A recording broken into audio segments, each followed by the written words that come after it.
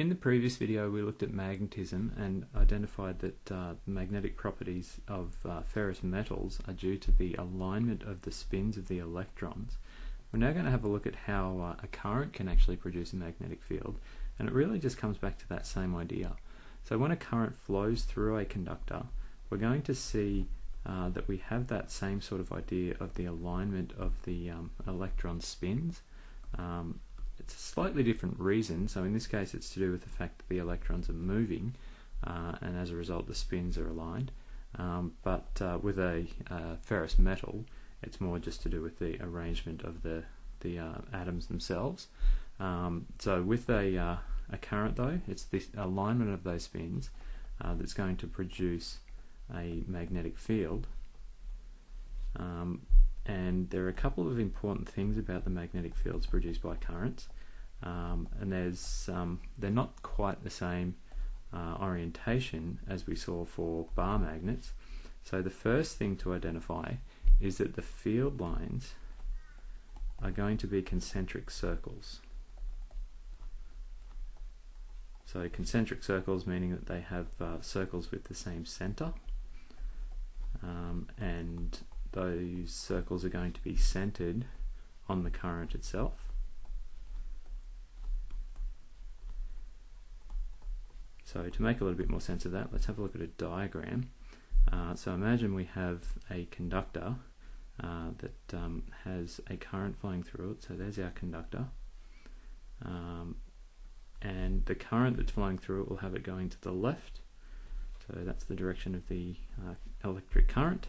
Note that we're talking conventional current here, even though it's the spin of the electrons, we're still dealing with conventional current. And so the field lines would be arranged like this around it.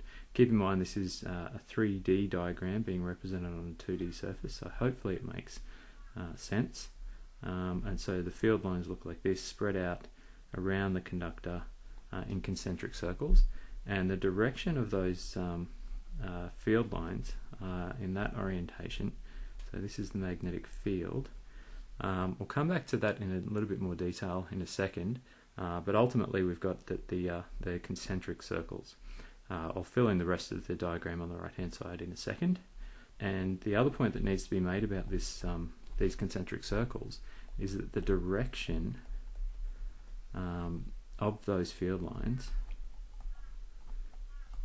is given by what we term as the right hand screw rule. So there are three right hand rules that we're going to have a look at in this topic on magnetism. So it's important that you have them all clearly identified in your mind. So the first one, we're going to use the thumb of the right hand to represent the direction of conventional current.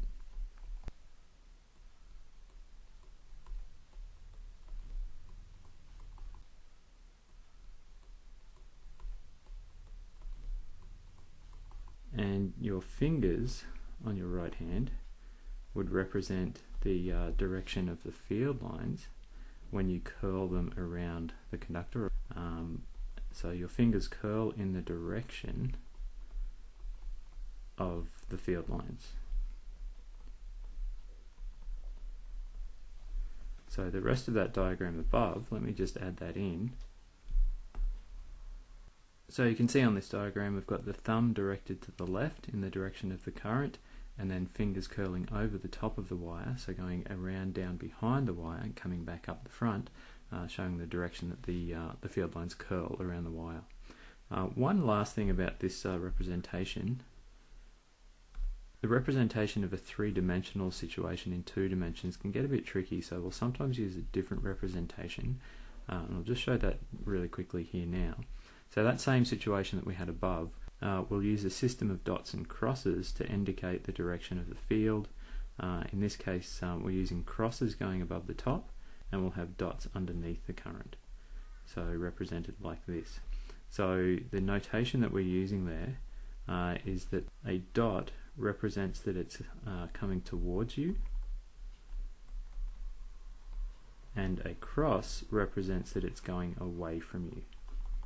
Now that doesn't just have to be for field lines. Imagine that if we were looking at this situation, say from this side, so imagine that's your eye and you're looking at it as that current comes towards you, what you would then see is a different situation. You'd have the current represented by a dot, and the field lines would then be represented by concentric circles. So that way you can see the shape of those field lines much more carefully. And so you can see there that it would be concentric circles with the field lines directed as such. Alternatively, if we were looking at the current as it moved away, you could represent the current by a cross, and field lines still represented by concentric circles, but now that the current's going away, the concentric circles will be directed in the opposite direction. So now they'll be going clockwise, whereas when the current was coming towards, they were going in an anti-clockwise direction. So a couple of different ways of notating magnetic fields. So we've dealt with the direction of the magnetic fields. We also need to deal with the magnitude of the field strength around a current carrying conductor. And there's two things that are important here. Now, we don't actually need to go into this in any more detail than what I'm stating here. There is an equation that relates to the magnetic field strength around a current carrying conductor, but it's not needed for the IB syllabus. So the first is that it is directly proportional to current. So that means if there's a greater current flowing through, then the magnetic field strength will be greater, which makes sense. If we've got more charges that are moving through, then it means that the magnetic field strength is likewise going to be greater, so B is proportional to I. And secondly, it's inversely proportional to the distance from the conductor. And given that we're dealing with a conductor and we can move in any direction around that conductor, the distance that we'll refer to there is actually going to be a radius, and that means then that the proportional relationship, we will represent it as that B is inversely proportional to R, so B is proportional to 1 on R. So they're the two key things to identify about the magnetic field around a conductor. We're not always just going to have conductors being straight wires though. So we can take a conductor and turn it into a loop or a coil, and that's going to give us an interesting scenario that we can deal with. That means that the field inside that loop is going to be oriented in a particularly useful way, and means that it's always going to be in the same direction. So if again we have a look at a conductor, let's imagine we've got these wires that are coming through here. We then have a loop of the conductor, and then the wire goes back out again. So we have current flowing in this way. So that means that current's always going to be going in a clockwise direction around this loop. And we can then identify that using the right hand screw rule, that inside the loop the magnetic field is always going to be directed away from you. So as the current comes through, we're going to see that the magnetic field inside the loop is always going to be directed away, and that means outside the loop it's always going to be directed towards you. And because of the symmetry of a circle, what it actually ends up meaning is that the field inside that loop is a uniform field. But a single loop by itself isn't all that important. It's what happens when we take multiple loops. And when I'm saying multiple loops, I'm not just meaning, say, 2 or 3. We're talking sort of up in the hundreds. So when multiple coils are formed, that's what we call a solenoid. And again, we'll have a look at some of these in class. The magnetic field inside the solenoid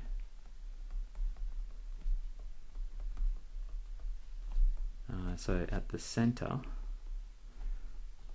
is a uniform field.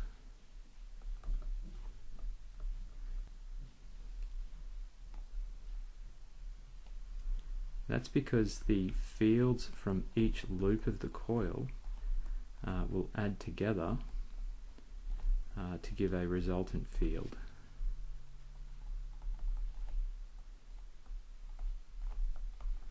And again, if you think about the geometry, the resultant field here will be the same magnitude the whole way through the inside of that coil. And so it has a constant field strength.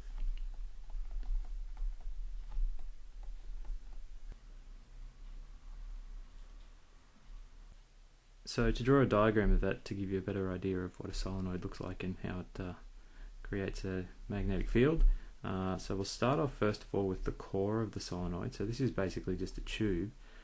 Current will have coming down from the top, and then it will loop underneath and then come up over the top again. So I'll just draw a few coils in here. Like I said, when you're dealing with a solenoid, you're usually talking about hundreds of coils, not just a handful. But for the purposes of this diagram, I'll only draw a few. So it will get the point across, but then allow us to not waste too much time drawing a diagram. So imagine there's our solenoid, and the current in this case will have it coming down through this way, which means that it's going up this side through all of these coils. So always coming up on the front and then going down on the back. And when we have the coils oriented in that way, we would see that the magnetic field is going to come out the end of it pointing in this direction, so directed out to the left. We would then actually see that this would sort of loop back around to the other end. So outside the solenoid it would appear as though it's the same as a bar magnet, but we're only really interested in what's happening inside a solenoid in terms of the magnetic field that's acting. Now the direction of that field is given by the second right hand rule that we're going to look at, and keep in mind it's the direction of the field inside the solenoid.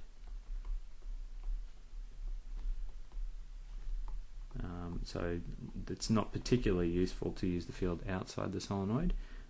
It's only inside the solenoid that we're interested in, and that's given by what we call the right hand grip rule. So the idea here is you're actually going to grip the solenoid, and we'll start off now with the fingers. So fingers are actually going to represent the direction of current in the coils. And I like to use the idea here that if you consider how many there are, you've got multiple coils, you've got multiple fingers, so you'd use your fingers to represent the current. Whereas with the right hand screw rule, you've got multiple field lines and only one current, so you'd use your fingers to represent the field lines. Your thumb then, you've only got one thumb, so that represents the direction of the field inside the solenoid.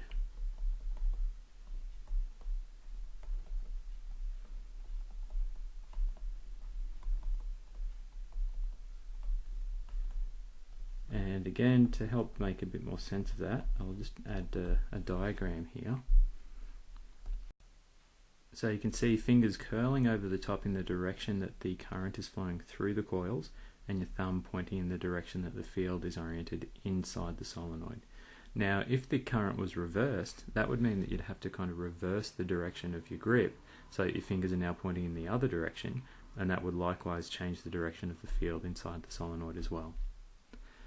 If we look at the magnetic field strength inside the solenoid, similar to around a current, there are a few properties that we need to identify that can affect the magnetic field strength, and we'll sort of list them together. So again, it's represented by a capital B and being a vector. So the first thing is that it is going to be directly proportional to two quantities,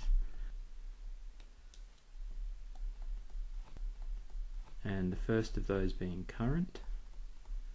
So the greater the current, the stronger the magnetic field inside the solenoid. The second is the number of coils in the solenoid. So the more coils there are, the stronger the magnetic field, and so B is proportional to the number of coils given by capital N. And then we have that it is inversely proportional to the length of the solenoid. So the longer it is, the more spaced out the coils are, and that decreases the magnetic field strength.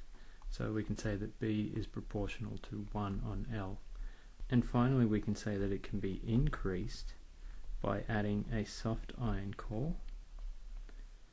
And the idea of a soft iron core is that it's a soft magnet, so the iron can be magnetized when current flows, and when current is removed, the soft iron core will lose its magnetic properties, and so the magnetic field can then be turned on and off in the soft iron core.